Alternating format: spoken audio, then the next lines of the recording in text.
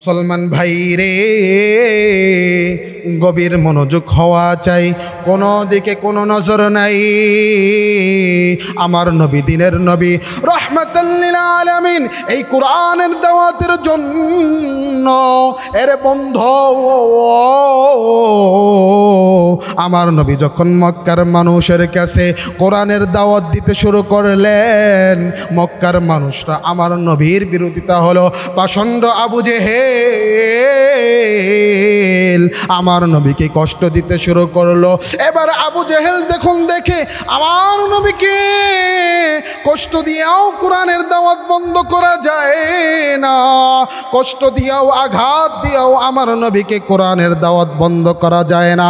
রে ভাইজান, এবার আবু জেহেল চিন্তা করলো মুহাম্মদকে দুনিয়ার জমিন থেকে সরাইয়া দিতে হবে।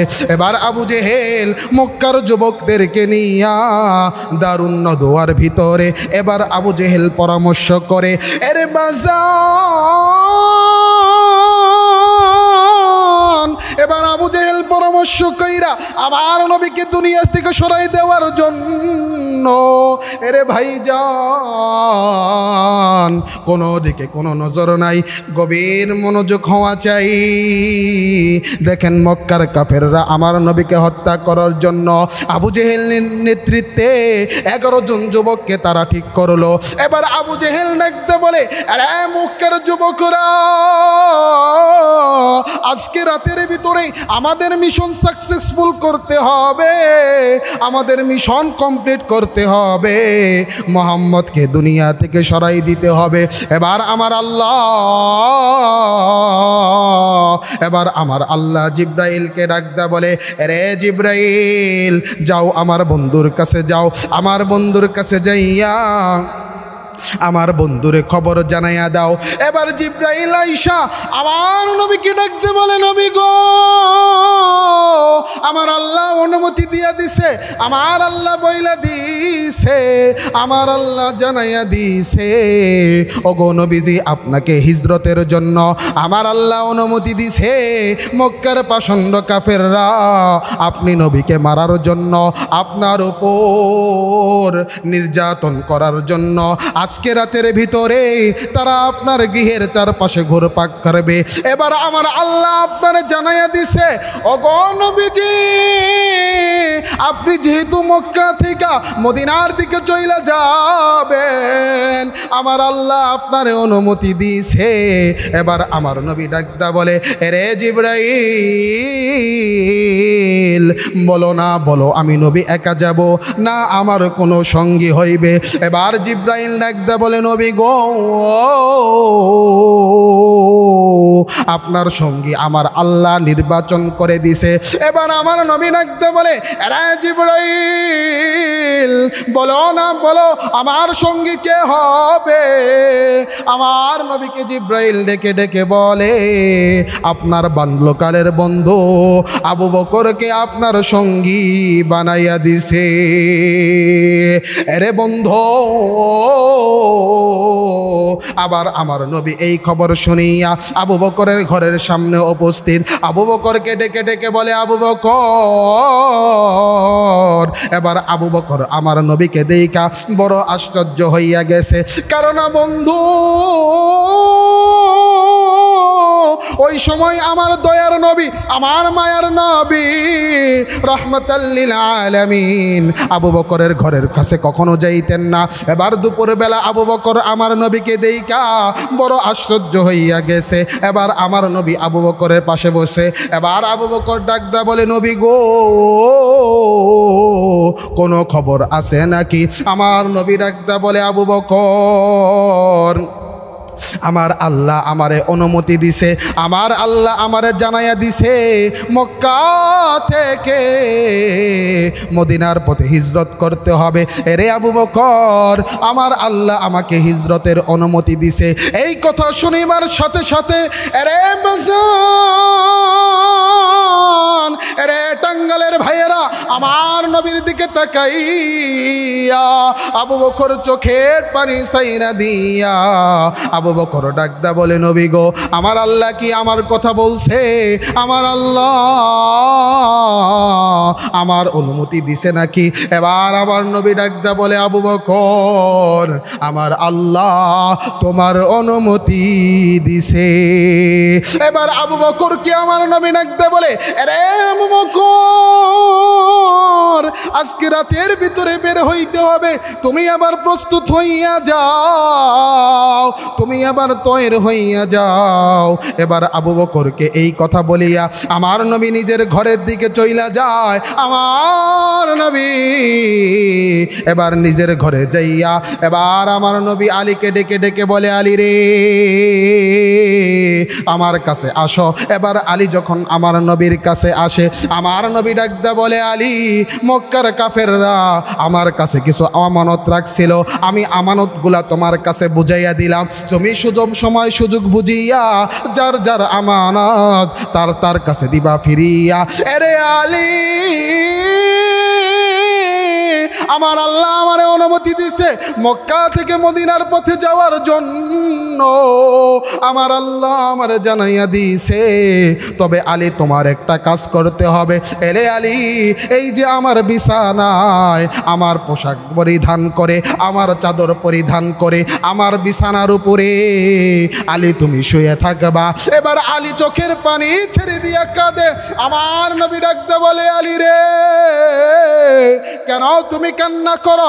আমি নবী চলে যাওয়ার পরে কাফেররা আমি মুহাম্মদ তোমাকে মনে কইরা তোমার উপর আক্রমণ হবে, এই জন্য তুমি কান্না করো, এই জন্য তুমি কান্না করো।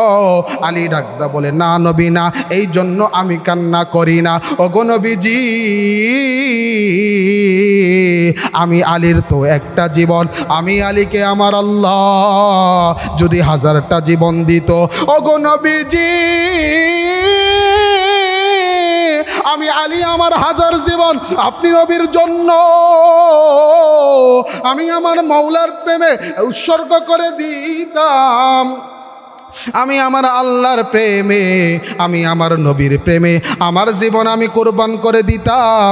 আমি আলীর তো একটা জীবন কয়বার দেওয়া যায় এরে বাজান। এবার আমার নবী আলীকে তার ঘরে রাইখা এবার আমার নবী যখন ঘর থেকে বের হবে, আমার নবী তাকাইয়া দেখে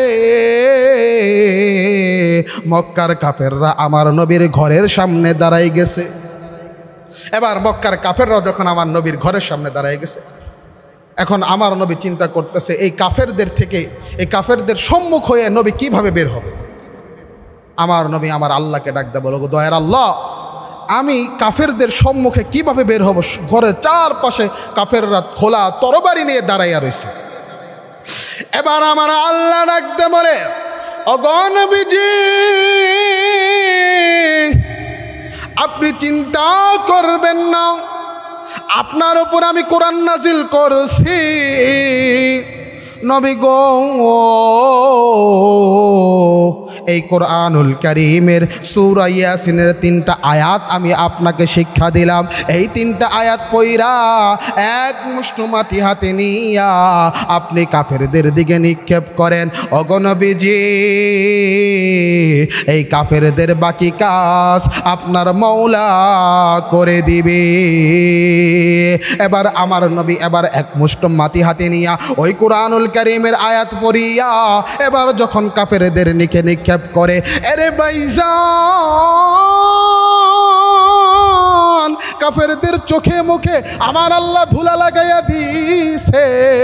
আমার নবী এবার কাফেরদের সামনে দিয়া আমার নবী রাতের অন্ধকারে বের হইয়া আবু বকরের বাড়ির সামনে যাইয়া আবু বকরকে ডাকদা বলে, আবু বকর, ঘরের ভিতরে আসো কিনা?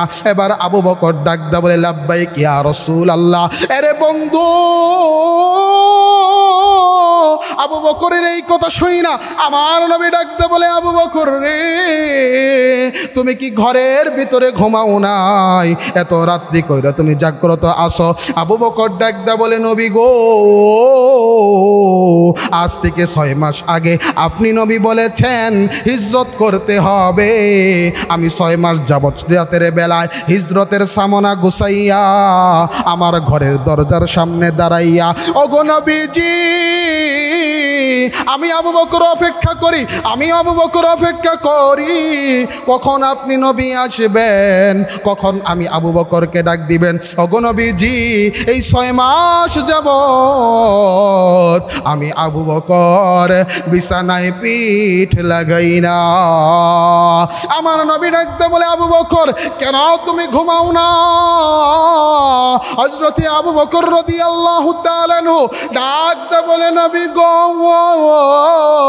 আমি আবু বকর ঘুমাইমু, আপনি নবী আয়েশা আমার ঘরের সামনে দাঁড়াইয়া থাকবেন, আমি আবু বকর ঘুমামু, আপনি নবী দাঁড়াই থাকবেন, এটা আমি আবু বকর সহ্য হয় না। এই জন্য নবী গো, আজ থেকে 6 মাস আগে বলার পরে আমি 6 মাস যাবত আমার বিছানায় আমি পিঠ লাগাই না। এবার আমার নবী ডাকদা বলে, আবু বকর চলো, আর সময় নষ্ট করা যাবে না, মদিনার পথে বের হইয়া যাই। এবার আমার নবী যখন মদিনার পথে বের হইয়া যায়, এরে বন্ধু, এদিক দিয়া যখন সকাল হতে শুরু করে, এবার কাফেররা আমার নবীর ঘরে ঢোকে। এবার কাফেররা ঘরে ঢুইকা দেখে আমার নবীর বিছানায় আলী শুইয়া আছে। কাফেরদের বুঝতে বাকি নাই, নবী আমাদের সামনে দিকে বের হইয়া গেছে, কিন্তু মুহাম্মদ রে আমরা দেখি নাই। এবার মক্কার কাফেররা বলে যে কোনো মূল্যের বিনিময়ে মুহাম্মদকে জীবিত আর মৃত ধরে আনতে হবে। এদিক দিয়ে আমার নবী যখন যায়, এবার যখন শবে সাদেক হইয়া যায়, আমার আল্লাহ ডাকতে বলে, ওগো নবীজি, না না না না, দিনের বেলা যাওয়া যাবে না, ওগো নবীজি, রাতের বেলায় যেতে হবে, দিনের বেলায় যাওয়া যাবে না। ওগো নবী গো, ওই যে সামনে একটা পাহাড় আছে, ওই পাহাড়ের ভিতরে গর্ত আছে, ওই গর্তের ভিতরে আপনি আবু বকরকে সঙ্গে নিয়া ওই গর্তের ভিতরে চলে যান। এবার আল্লাহ তাআলার হুকুম আসার সাথে সাথে আল্লাহর হাবিব সাল্লাল্লাহু আলাইহি ওয়াসাল্লাম হযরতে আবু বকর রাদিয়াল্লাহু তাআলা আনহুকে সঙ্গে নিয়া এবার গুহার সামনে গেছে দাঁড়াইয়া। এবার হযরতে আবু বকর ডাকদা বলে, নবী গো, আপনি আগে ঢুকেন না, আমি আগে আবু বকর গুহার ভিতরে ঢুকে, গারে সুরের ভিতরে ঢুকে গুহা পরিষ্কার করে তারপরে আমি আপনাকে ঢোকার অনুমতি দিব। আগে দেখি গুহার ভিতরে কোনো কিছু আছে কিনা, কোনো কষ্টদায়ক কোনো বস্তু আছে কিনা যেটা আপনি নবীকে কষ্ট দিবে। এবার বন্ধু,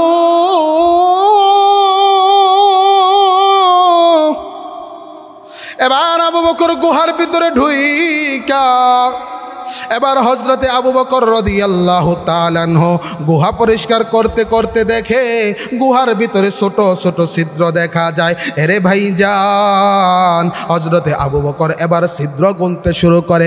এবার হযরতে আবু বকর দেখে গুহার ভিতরে 101টা ছিদ্র আছে। এবার আবু বকর চিন্তা করে এই ছিদ্র থেকে বিষাক্ত কোনো পোকামাকড় বের হইয়া আবার নবীকে কষ্ট দিতে পারে। এবার আবু বকর তার জামা ছিঁড়া, তার গায়ের চাদর ছিঁড়া গুহার ছিদ্রগুলা বন্ধ করতে থাকে। আরে ভাইজান, এই গুহার ভিতরে আমার আল্লাহ আমার নবীর 3টা মুজিজা প্রকাশ করেছেন। এবার আবু বকর যখন গুহার ছিদ্রগুলা বন্ধ করতে থাকে, ছিদ্র বন্ধ করতে করতে 100 ছিদ্র বন্ধ হইয়া যায়, একটা ছিদ্র এবার বাকি থাকে। এবার আবু বকর তার নিজের পায়ের গোড়ালি দিয়া ওই একটা ছিদ্র বন্ধ কইরা আমার নবীকে ডাকদা বলে, নবী গো, নবী আপনি গুহার ভিতরে প্রবেশ করেন। এবার আমার নবী গুহার ভিতরে প্রবেশ করে। আমার নবী আবু বকরের উরুর উপর মাথা রাইখা, রে ভাইজান, রে ভাইজান রে, কোনো দিকে কোনো নজর নাই, কেউ কারো চলে যাওয়া দিকে চলে যাবেন না। এরে বাবাজি, দেখেন সাহাবায়ে কেরাম কেমন আমার নবীকে ভালোবাসতো। এরে বন্ধু, তুমিও কেমন নবীকে ভালোবাসো। এবারে বন্ধু, এবার আবু বকরের উরুর উপর আমার নবী যখন মাথা রাখছে, ওই 100 ছিদ্রের ভিতরে ওই গুহার ভিতরে একটা বিষাক্ত সাপ ছিল। এবার সাপ দেখে সব রাস্তা বন্ধ হইয়া গেছে। সাপ আর কোনো উপায় না পাইয়া আবু বকরের পায়ের ভিতরে দংশন করেছে। আবু বকর মাথা দিয়া ঘাম ঝরতেছে, আবু বকরের চোখ দিয়ে পানি পড়ে, কিন্তু আবু বকর আমার নবীর ঘুম ডিস্টার্ব করে না, আমার নবীকে ডাক দেয় না। এবার আমার নবীর শরীরের উপরে রে বাজান রে, রে ভাইরা রে আমার, রে যুবক ভাই, এবার আবু বকরের চোখের পানি যখন আমার নবীর শরীরের উপর পড়ে, এবার আমার নবীর ঘুম ভাঙা যায়। আমার নবী এবার তাকাইয়া দেখে আবু বকরের চেহারা কেমন যেন বিবর্ণ হয়ে গেছে, আবু বকরের চেহারা যেমন কেমন হলুদ হলুদ দেখা যায়। আমার নবী ডাকতে বলে, রে আবু বকর, তোমার চেহারা কেন এমন হয়েছে? আবু বকর ডাকতে বলে, নবী গো, গুহার ভিতরে গর্ত ছিল, আমি 100 গর্ত বন্ধ করেছি, একটা গর্ত খালি ছিল, একটা গর্তয় আমি পা ঢুকাইয়া আপনি নবীকে আমার উরুর উপরে শুইতে দিছি। ওগো নবীজি, গুহার ভিতর থেকে, ওই গর্তের ভিতর থেকে, ওই ছিদ্র দিয়া কি যেন আমাকে ধ্বংসন করেছে, বিষের জ্বালায় সারা অঙ্গ জ্বলে গেছে। আমার নবী ডাকতে বলে, আরে আবু বকর রে, কেন তুমি আমাকে ডাক দাও নাই? আবু বকর ডাকতে বলে, নবী গো, আপনি নবী ঘুমান, আমি আবু বকর, আমি কেমনে ডাকি? এরে ভাইজান, এবার আমার নবী তার থুতু মোবারক আবু বকরের শরীরে লাগাইয়া দেয়। এরে ভাইজান রে, আমার নবী থুতু মোবারক লাগার সাথে সাথে আবু বকর শরীরের বিষ আমার আল্লাহ দূর করে দেয়। আওয়াজটা বলেন না আল্লাহু আকবার। এরে মুসলমান বন্ধু, এবার গুহার ভিতর থেকে আবু বকর পা সরায়, আমার নবী ডাকদা বলে, গর্তের ভিতরে কে আসো, বের হয়ে আসো। আমার নবীর আওয়াজের পরে গুহার ভিতর থেকে সাপ বের হয়ে আসে। আমার নবী ডাকতে বলে, কিরে,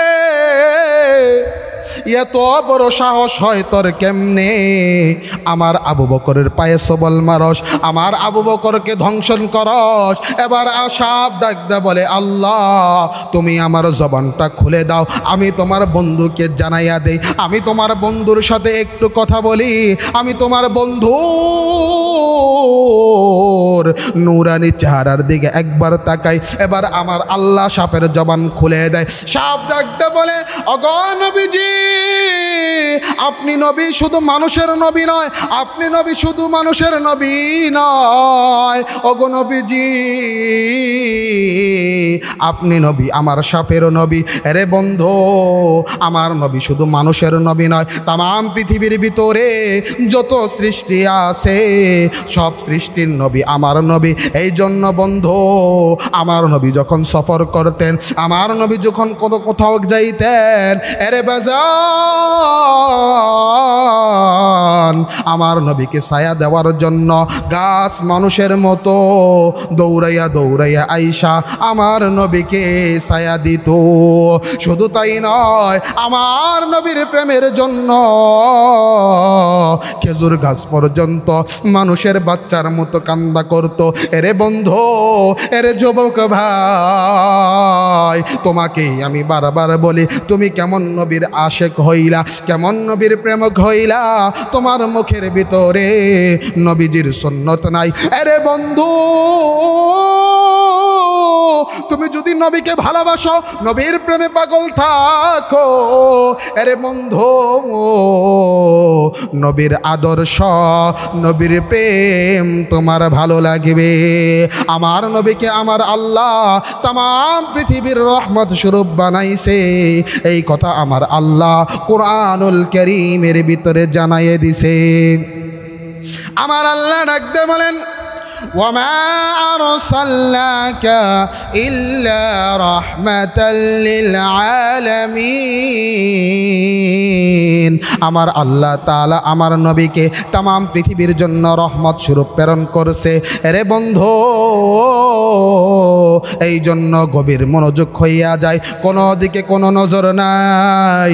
বাজান পায়ে হাত দিয়া বলি, আর কোনোদিন নবীর সুন্নত ছেড়ে দিও না, নবীর আদর্শ ছেড়ো না, কোরআন ছেড়ে দিও না। বন্ধু আমার, বাজান আমার, কোনো দিকে কোনো নজর নাই। তুমি যদি কোরআন ছেড়ে দাও, এরা বন্ধু কোনোদিন সঠিক রাস্তা তুমি পাবা না। তুমি যদি নবীর আদর্শ ছেড়ে দাও, কোনোদিন সঠিক আদর্শ তুমি পাবা না। তামাম পৃথিবীর জমিনের ভিতরে আমার নবীর আদর্শ সবচাইতে বড় সুন্দর আদর্শ। রহমাতাল লিল আলামিন নবী, রহমাতাল লিল আলামিন নবী, কোরআনে প্রমাণ। উম্মত বিনে কে বুঝিবে আমার দয়ার নবীর শান। উম্মত বিনে কে বুঝিবে আমার দয়ার নবীর শান। নবী আমার মদিনারি বুলবুল, আমার আল্লাহ প্রেম করিয়া নামটি দিলেন হাবিবে রসুল। নবী আমার মদিনারি বুলবুল, আমার আল্লাহ প্রেম করিয়া নামটি দিলেন হাবিবে রসুল। ওই নবীকে না চিনিলে, ওই নবীকে না মানিলে থাকিবে না ঈমান। উম্মত বিনে কে বুঝিবে আমার দয়ার নবীর শান। একটু আওয়াজটা বলেন না মারহাবা। আরে বন্ধু, এবার সাপের জবান আমার আল্লাহ খুইলা দিছে। সাপ ডাকতে বলে, নবী গো, আপনি নবী শুধু মানুষের নবী নন, আপনি নবী, আমি সাপেরও নবী। ও নবীজি, আজ থেকে আরো 100 বছর আগে আপনি নবীর আগমনী বার্তা শুনছি। আপনি নবীকে এক নজর দেখার জন্য আমি সাপ এই গুহার ভিতরে অপেক্ষা করতেছি। 1 সেকেন্ডের জন্য আমি বের হই না। ওগো নবীজি, আপনি নবীর চেহারা দেখার জন্য আমার দিলটা পুড়ে যায়। আজকে যখন জানলাম আপনি নবী আমার ঘরের ভিতরে, ওগো নবীজি, আপনার আবু বকর সব রাস্তা বন্ধ করে দিয়েছে, আপনার আবু বকর সব পথ বন্ধ করে দিছে। ও নবী গো, আমি বাধ্য হইয়া উপায় না পাইয়া আবু বকরকে ধ্বংসন করছি। এবার আল্লাহ রসুল সাল্লাল্লাহু আলাইহি ওয়াসাল্লাম এবার যখন গর্তের ভিতরে, গুহার ভিতরে, আল্লাহ তাআলা এবার মাকড়সাকে হুকুম দিয়ে দিল, যাও মাকড়সা, তুমি এবার গুহার মুখটা জাল দিয়া আবদ্ধ করে দাও। আল্লাহ তাআলার হুকুমে কবুতর আয়সা ডিম পারে। এবার একদিন পরে যখন আবু জেহেলের চেলাচামুন্ডারা ওই গুহার সামনে চলে আসে, এবার হজরতে আবু বকর রাদিয়াল্লাহু তাআলা আনহু আমার নবীকে ডাকতে বলে, নবী গো, ওই যে কাফেরদের পা দেখা যায়, নবী গো, আমরা মনে হয় পাকড়াও হয়ে গেলাম, কাফেররা মনে হয় আপনি নবীকে ধরে ফেলবে। আমি আবু বকরকে ধরুক, আমি আবু বকরকে মেরে ফেলুক, আমি আবু বকরের জীবনকে আমি আপনি নবীর জন্য কুরবান করে দিলাম, কিন্তু নবীজি আপনার শরীরের আঘাত আমার সহ্য হবে না। ওগো নবীজি, ওই যে দেখা যায় তারা যদি একটু মাথাটা উঁচা করে তাইলেই তো আমাদের দেখে ফেলবে। এবার বন্ধু,